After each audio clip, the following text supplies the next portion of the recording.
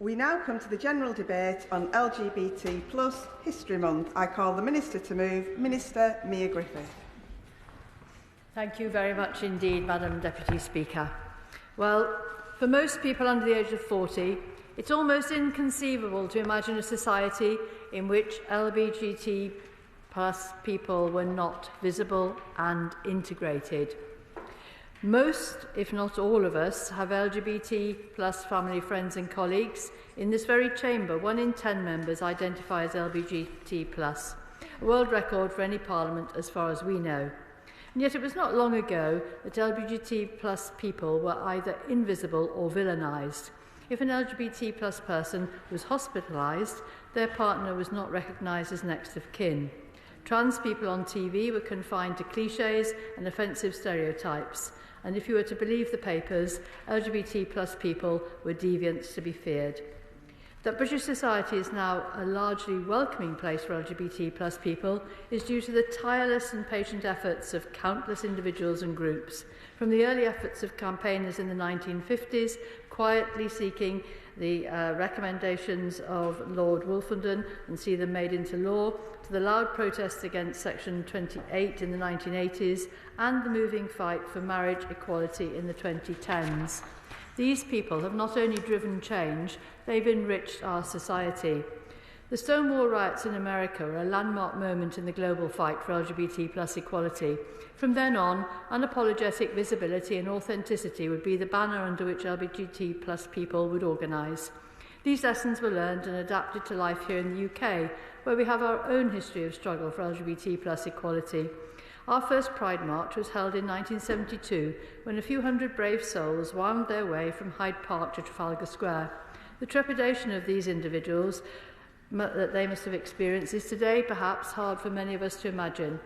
And yet alongside this trepidation, there must have also been a strong sense of action, achievement and community.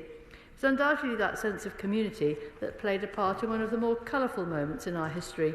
37 years ago, in this very building, in an inverse of its reigning men, a number of lesbians abseiled their way from the public gallery and onto the benches of the other place, in a protest at the passing of Section 28. And back in Wales, in the area my family is from, in the traditional mining communities of the Neath, Swansea and Delice valleys, during the miners' strike of 1984, those traditional communities were perhaps somewhat bemused to be supported financially and morally by lesbians and gays support the miners. They in turn were repaid by the legendary friendship and loyalty of many of those in mining communities when in 1985 the miners showed their support by joining the Pride marches in Cardiff and London. Will my honourable friend give way? Indeed I will. I thank my honourable friend for giving way and her incredible speech, and I thank her for her commitment to this house as well. And I know my honourable friend's journey when she was a teacher. Does my honourable friend agree with me that it's important that allies stick together and we fight for other people's rights as well as our own if we're truly going to move forward with recognising and appreciating people and allowing them to be their authentic selves?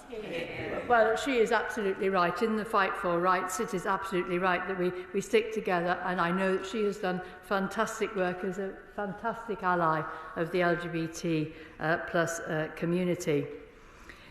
Now, I'm proud to say that the history of the LGBT plus rights in this country is intertwined with the history of Labour in government. It was a Labour government that decriminalised homosexuality in 1967. It was a Labour government that equalised the age of consent in 2000 and repealed the hateful Section 28 in 2003. A Labour government lifted the ban on LGBT plus people serving in the armed forces, created the Gender Recognition Act, pioneered civil partnerships, introduced laws to allow unmarried couples, including same-sex couples, to apply for adoption, and laid down the landmark Equality Act. With each milestone, a consensus emerged across the political spectrum, a consensus that LGBT plus people deserve protection, recognition and opportunity. LGBT plus people were finally viewed as just that. Even the Conservative Party, long opposed to much of what I just outlined, began to change its view. It was, after all, a Conservative Prime Minister in coalition with the Liberal Democrats who introduced same-sex marriage into law, albeit heavily dependent on Labour votes. On this point, I would like to give a special thanks to Baroness Featherstone, the then Liberal Democrat Equalities Minister, who pushed through the Same-Sex Marriage Act with tireless effort. And yet, in recent years, that consensus has begun to fray. Increasingly, voices in society and in this chamber are pushing division, anxiety and apprehension. Whilst the tone of debate on LGBT+ rights has always been contentious, the level of toxicity has perhaps never been so intense. Our answer to this must be to lead by example and conduct ourselves in measured, considered and respectful language. It's vital that we, regardless of party or position, promote a tone and quality of debate that, whilst at times may provoke impassioned disagreement, refuses to lower itself to the politics of division and anxiety. Madam Deputy Speaker, for decades, Labour in government has sought to advance the rights, protections and opportunities of LGBT+ people, and this government is no different. Take, for example, conversion practices. We know their abuse. They do not work and they leave a legacy of painful memories and lasting mental health problems. The previous government did nothing to ban this abhorrent practice. This government will be different. That's why we've committed to publish draft legislation in the King's Speech detailing our plan to introduce a fully trans-inclusive ban on conversion practices.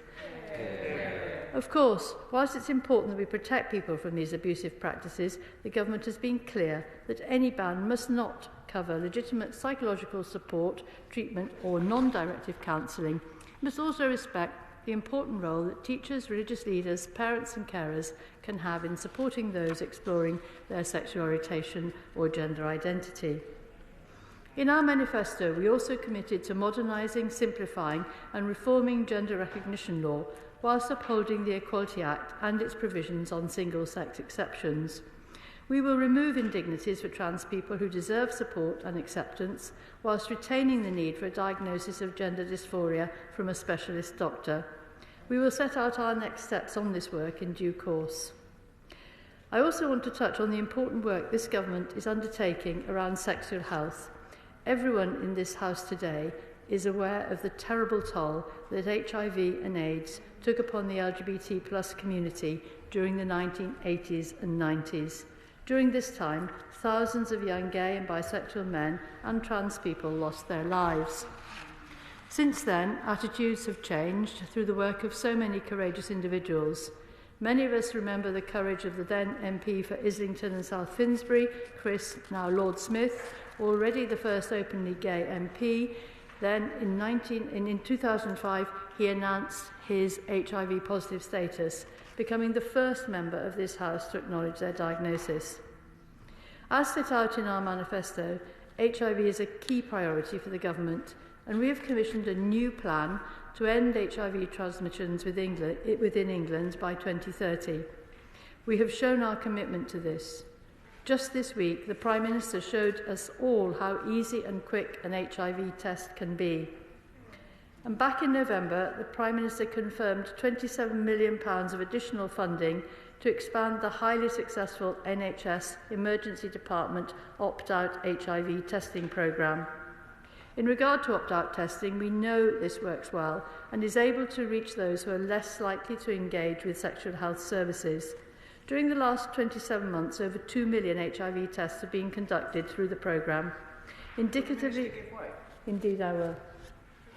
I thank the Minister for giving way. I wasn't going to intervene on this point, but it reminded me of my Uncle Stephen, who sadly passed away in the 90s following a positive HIV diagnosis, and I wanted to have the opportunity to mention him in this place. And would the Would the Minister agree with me that it's so important that we end the stigma around HIV to support all people, so actually people like my Uncle Stephen don't need to have their life end prematurely? Yeah. Well, I thank my honourable friend for mentioning a very, very personal experience of the terrible losses that we saw in the 1980s and 1990s, and he is absolutely right that from those very first moments when we were perhaps fearful to be the first person to wear the red ribbon on the 1st of December, now hopefully we can combat that stigma, but we know there's still a lot to do worldwide in order to combat stigma and ensure that people get the treatments that are available. So, last week I had the privilege to visit Fast Track Cymru in Cardiff and hear about the innovative work that they are doing to eradicate the transmission of HIV, including the test and post service that is now available in Wales. Before I move on to issues relating to trans and gender questioning youth, I'm sure I don't need to remind members of my earlier words urging measured, considered and respectful debate. I'm pleased to confirm that NHS England has opened 3 children and young people's gender services in the North West, in London and in Bristol. These services operate under an innovative model and embed multidisciplinary teams in specialist children's hospitals. These services have begun seeing patients from the national waiting list. A 4th service will open in the east of England in the spring. NHS England remains on schedule to deliver a gender clinic in each region of England by 2026. In regard to puberty blockers, I am aware of the views of many on this subject and how sensitive this can be. In March last year, NHS England took the decision not to commission the routine use of puberty blockers for the treatment of gender incongruence, informed by an evidence review conducted by the National Institute for Health and Care Excellence. These findings were echoed in the CAS review and accompanying systematic reviews conducted by the University of York, which found insufficient evidence to support the safety or clinical effectiveness of puberty blockers for adolescents. There is a clear time for this order to be reviewed in 2027. Better quality evidence is critical if the NHS is to provide reliable, transparent information and advice to support children and young people and their parents and carers in making potentially life-changing decisions. That's why we're supporting NHS England to set up a study into the impacts of puberty-suppressing hormones as a treatment option for children and young people with gender incongruence. The trial aims to begin recruiting participants in spring 2025. Turning to education, as many of you are aware, before venturing into politics, I was by profession a comprehensive school teacher. But back in the 80s, Section 28, introduced into law by the then Conservative government, banned the promotion of homosexuality or the teaching in any maintained school of the acceptability of homosexuality as a pretended family relationship. In the classroom, if a pupil was verbally being hateful or discriminatory towards one of their peers, I did not want it to go unchallenged, but found myself just telling them not to use such language or risk upsetting someone. Anything more explicit could potentially be promoting homosexuality and breaking the law and risk me losing my job. I did not protect those pupils who were the object of such comments in the way that they should have been protected. I should have done more. Today, the notion that an LGBT plus family is pretend is absurd to most. Nowadays, it's not uncommon to find same-sex parents picking up their children from school. Give way. Indeed, I'll give way. I thank my right honourable friend for giving way, and I appreciate the Minister's apology, but to have taken such a stance would have meant that she would have lost her job. And I think, although we can always reflect and always do better in hindsight, we have to be kind to ourselves and give ourselves the space to be able to see that grace in ourselves as well. Well, Madam Deputy Speaker, I thank my honourable friend for her very kind comments on the issue. But even today, it does not mean that there are no challenges. Coming out, particularly to family or classmates, is still challenging and scary, with all the worry of how that might be perceived and the fear of bullying. In 2018, the previous government introduced LGBT plus people into the RSHE curriculum.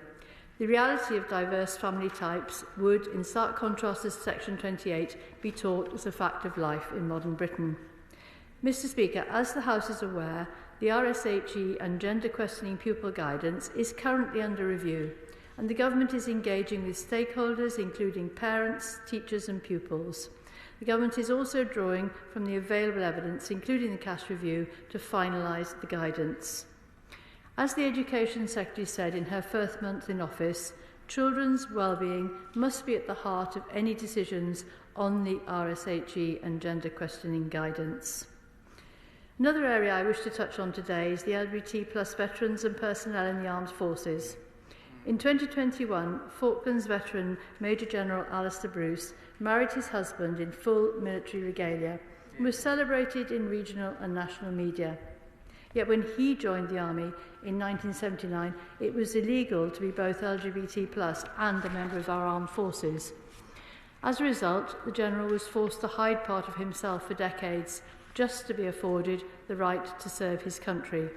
It was not until 2000 that this harmful policy was rectified so that ability and not identity determines if one is able to serve their country.